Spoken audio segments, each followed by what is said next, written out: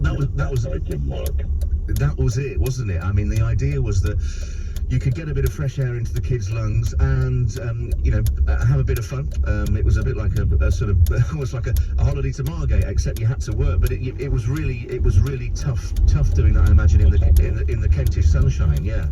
Yeah, can I just make, because I know I'm out sort of side on it, but I just comment on the woman talking about the music. Yeah, also, just bring the phone a little bit further from your mouth, because you're almost... That's a bit better. I'm sorry about that.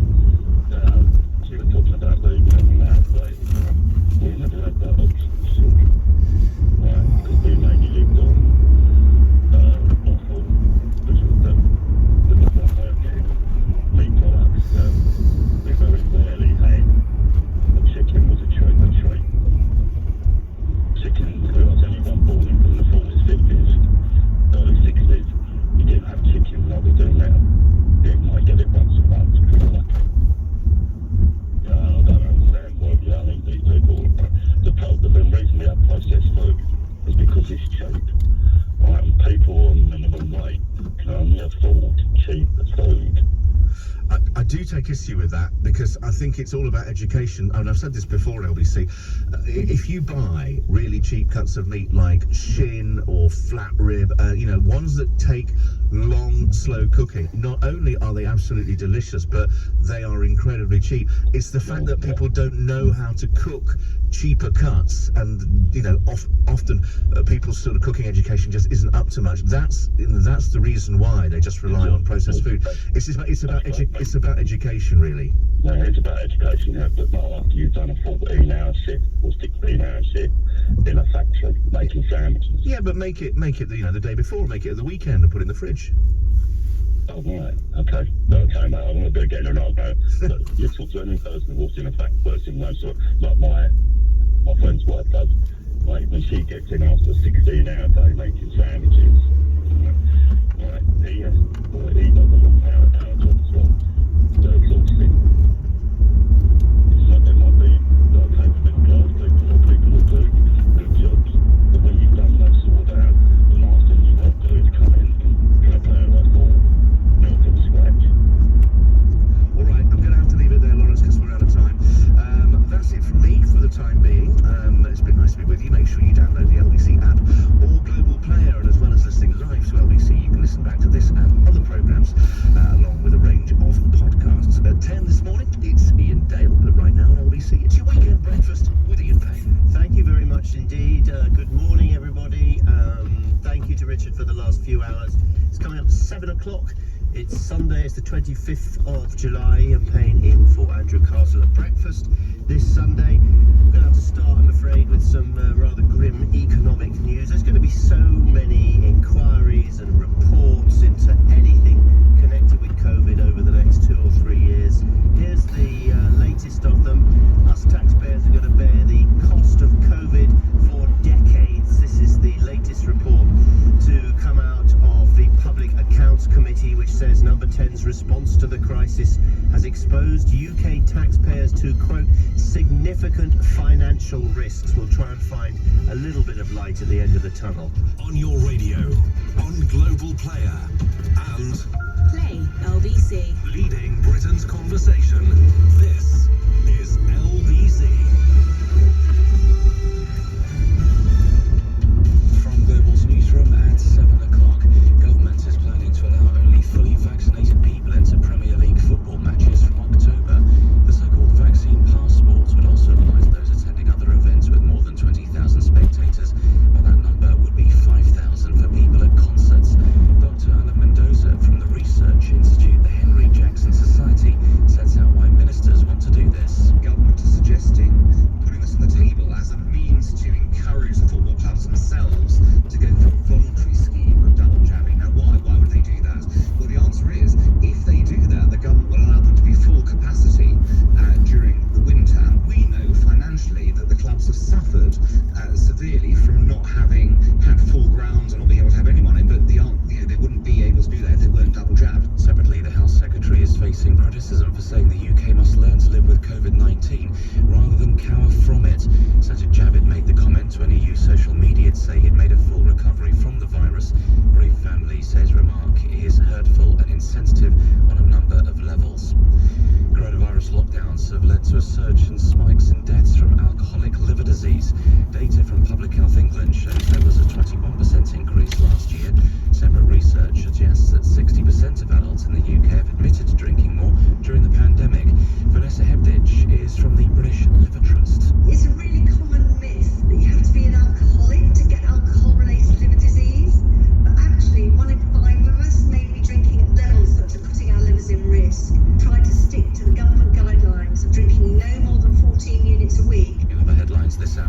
teenagers have been stabbed in a huge brawl in Liverpool involving between 80 and 100 people. Police have just lifted a dispersal order in place around the waterfront at Kiel Wharf, which was in place until 7 o'clock this morning. £5 million is going to be given to help 12 specialist groups working with victims of gender-based violence in Scotland.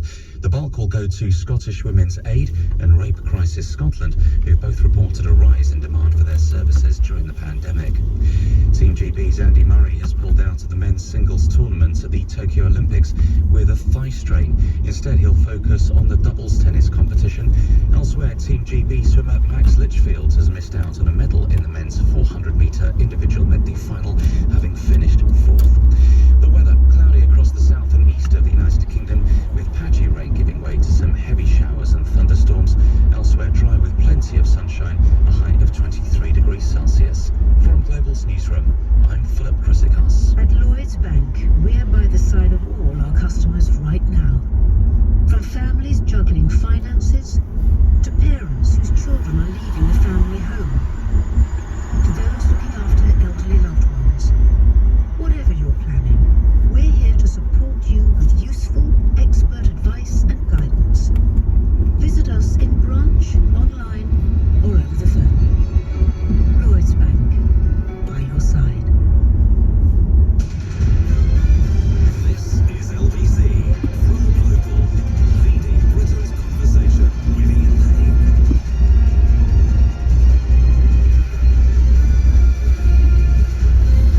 Very good morning to you, Ian Payne in Andrew Castle. It's coming up to 4 minutes past 7. It's a Sunday morning, and I would imagine every single breakfast now for the next 2 or 3 weeks I'm doing an Olympic update to see what you've missed, what you haven't missed. You can't say that it's a normal Olympics.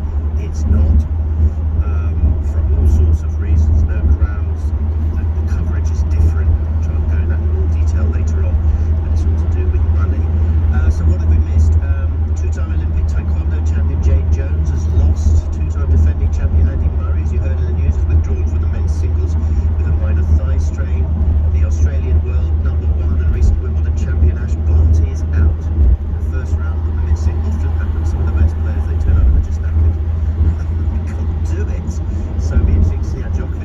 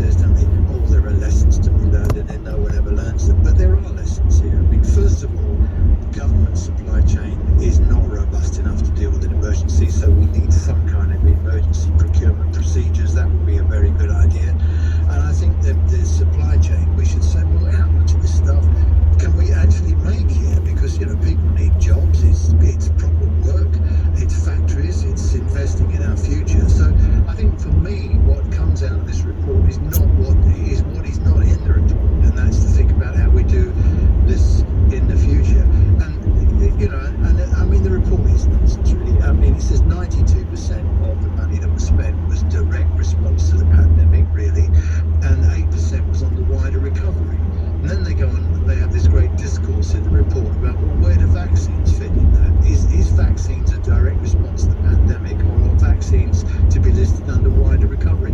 I mean, this is a select committee report. It's political, so what? It's going to be the first of many. Thank you, as always, Roy Lilly, former NHS Trust Chairman and health commentator. Loads of reports today. There's another one. An analysis by the Labour Party has suggested that the holiday plans of nearly 6 million Britons could be ruined if Spain and Greece are added to the Amber Plus list alongside France. They are considering doing this. It means you'll have to quarantine when you get back. My daughter is off to Spain tomorrow. Anyway, that's another thing. Let's talk about this huge tax bill which is facing it. What does it mean in real terms? Does it mean we're all going to have a bigger tax bill immediately? Will it be staggered? Is it as bad as we think? Let's speak to Duncan Simpson, who is the research director at the Taxpayers Alliance. Thank you very much for joining us, Duncan. What do you make of this report?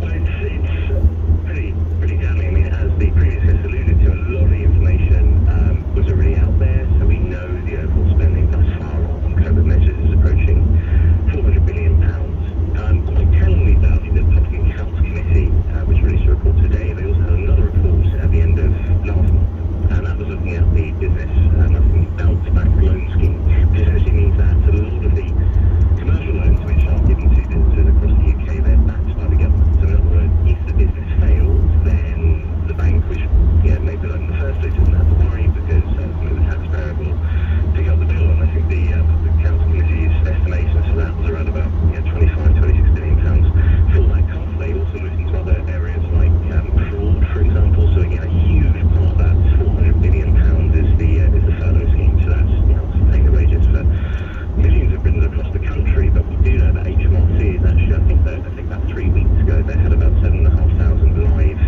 probes looking into potential fraud cases for the JRS, the furlough scheme. So in as much, yes, it's very helpful that the PAC had, the Public Accounts Committee rather, has released this report today, serving as a reminder of just how enormous the scale of the outlays have been. We're going to see, I would imagine, many more stories in the coming months where there's been open, blatant exploitation of a very quick system which had to be put in place very immediately, basically, when we went to lockdown in March last year. But we're seeing more and more of these worrying stories of the Treasury, HMRC, the Department for Health being incredibly cat-handed with how they actually operated some of these schemes. And ultimately, you and I, all taxpayers, are going to be burdened with ministers and officials' mistakes for years to come. Right, so the UK government debt is now over 2.2 trillion. I'm reliably informed that a trillion is a million. Again, It's large. it's staggeringly huge. I don't really think we can get our heads around it. Will the taxpayer really have to pay for all of this? So that's the debt stock. So that basically means that's the accumulated deficits over years and years and years. So it's got a public sector net debt. You're right. So it's 2.2 trillion pounds. It's an enormous figure. It's below 2 trillion. At the start of the pandemic, generally accumulating debt is a bad thing to do. The UK is relatively fortunate in that we have quite long dated gilts, which are essentially the IOUs which the government issues. So in other words, it doesn't mean that the government has to immediately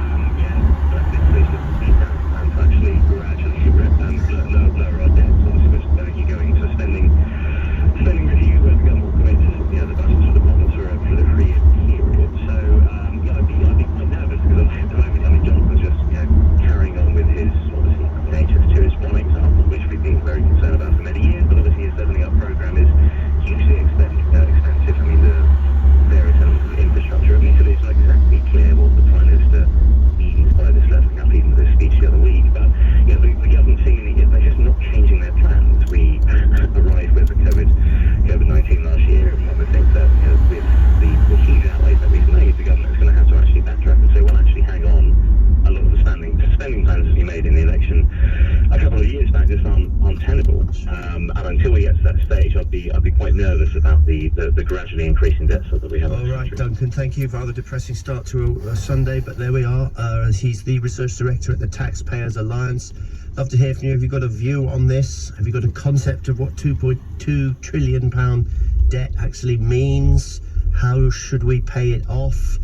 The rate has not been seen, I say, until since the 1960s. In June alone, debt interest was £8.7 billion. That's just interest on what we're paying. I mean, these figures are so huge, you can't. It's a bit like talking how far away planets are. You can't really get an idea of what 7,000 light years actually is. But what we do know is that we ordered the wrong stuff too early, and now we got too much of it. So 10,000 shipping containers of PPE still to be unpacked as of May this year. And I think the cost of actually looking after this stuff is something like £8.7 million a week. If you've got a view on this, love to hear from you. 0345 6060 973. The time is 17 minutes past 7. Let's get the news headlines. Philip Chrysikos. People who haven't been fully vaccinated against coronavirus might not be allowed into sports grounds and other large events without a so-called vaccine passport. Labour claims nearly 6 million Britons would have their holidays ruined if Spain and Greece follow France onto the government's Amber Plus travel list. Team GB's Adam Peaty is through to the final of the 100-metre breaststroke. He was fastest in his semi-final at the Tokyo Olympics. The weather, cloudy across the south and east of the United Kingdom, with heavy showers and thunderstorms later, dry and sunny elsewhere, a high of 23 degrees Celsius. LBC Travel, I'm Claire Sharp. Roads in central London closed this morning for the 10k run. That's including Regent Street, Piccadilly, Embankment, and the approaches to Westminster Square and Trafalgar Square. The A40 in Paddington is struggling on the westbound side, delays from Westbourne Bridge towards the northern roundabout. That's because of an accident. One lane has been closed. And on the tubes, there's no service running on the Metropolitan line, the Circle line, or the Hammersmith and City line because of staff shortages, and also severe delays at the moment on the Jubilee, the Northern and Central lines. LBC. Hey, Harry. Hello, mate. Play Vegas playlist. I'm sorry, pal. I've just moved house and all my records are stuck up in the loft. But listen, if it's the bright lights of Vegas you're after, your best bet is to head over to the Bet Victor Casino and have a spin on the slots. Now listen, a little tip. Oh, hold up. I've got to run. The football's about to start. Harry? Listen to Harry and make your best bet with Bet Victor. 18 plus, be gamble aware. Please gamble responsibly. If you run a company, you might be thinking how best to protect your staff and workplace, and perhaps changing your cleaning contractor. Ice Cleaning has developed electrostatic technology that's 99.9% effective at killing bacteria. We call it Ice Shield, and it gives protection and peace of mind for a safer working environment. Ice Shield from Ice Cleaning, the UK's cleaning experts. Find out more at icecleaning.co.uk. If you're a freeholder or a right to manage company director, you'll know your sector never stops. So it's good to know that when your block is looked after by ABC Estates Block Management Team, our family business will never stop looking after you. Service charge collections, we never stop. Insurance, we never stop. Proactive and reactive maintenance, we never stop. Full transparency, we never stop. Non-stop block management services from Aldermartin, Baines and Cuthbert. Call 0800 888 6688 or visit abcestates.co.uk. Businesses are now open, but COVID-19 is still with us. Here are some steps to keep you, your employees and your customers safe. You should review your health and safety risk assessment, clean surfaces more regularly, and ensure there's plenty of fresh air circulating inside. Talk to your employees about any changes, and remember you must let them self-isolate when they're legally required to. Because it takes all of us to keep life moving. For further guidance, visit gov.uk/working safely. Ian Payne on LBC. Okay, so we're talking about a massive debt. Should we talk to Kate in Birmingham about this? Kate, you're a nurse in Birmingham. What do you understand about this debt? Does it affect you? Well, ultimately it will affect us because, as you know, we've just been offered 3%, and obviously they'll say because we've got a services debt, they obviously can't give us any more of a pay rise. every year we have some excuse as to why we can't be paid what the nurses obviously feel and the unions what we should be paid. Right, okay. And are you happy with this 3% or are you prepared to go on strike? No, I think we should work to all. I'm not sure about strike, but I think we should What's the actually work the difference? hours we're paid. Well, at the moment we work a lot of unpaid hours, we don't get the time back, we work lunch breaks, a lot of staff work 1 or 2 hours over. Whereas if you work what we're paid, I think the NHS, and I know this because I read all the comments when this comes up, it would actually more or less grind to a halt because people will work the breaks an extra time because we just want to make sure the patients are seen. Nice to speak to you, Kate. Thank you very much for all the work you've done. That's Kate, who's a nurse in Birmingham. Hello, Ian. One way to picture this is with seconds when we talk about what is a trillion. A billion seconds is 31 years. Right. A trillion seconds is 31,000 years. What? That's how big a trillion is. Ian, you lot in the media are unbelievable, says Mitch in North London. You hammered the government for not having a stockpile of PPE when the pandemic started. Now you're hammering it for wasting public money by having a stockpile of PPE in case there's another pandemic. It's pathetic, he says. What about this idea of double vaccinations for football? Front page of the Mail today. Piers Morgan exclusive. I got COVID at the Euros. He was involved with loads of fans managing to jib in, as they call it, get in for free. I'll read it out later. It's quite fun. It's almost funny, but it does have serious consequences. He said, I got COVID at the Euros. The jab may have saved my life. Now my favourite wine tastes like rusty water. Well, they're now suggesting that everyone should be double vaxxed before they go to a football match. It's one of the things that the government's considering. Vaccine passports, certification, whatever you want to call it, set to be introduced to football matches, with anyone who's not able to prove they've been double vaccinated not being allowed into Premier League matches. I think the Premier League starts on Saturday, August, or the weekend of August the 13th, don't they? Let's speak to Simon Clark, of course, who is Associate Professor in Cellular Microbiology at the University of Reading, who we've spoken to many times. Again, thank you for getting up so early on a Sunday, Simon. What do you think about this? Is it a goer for you? Good morning. Morning. Really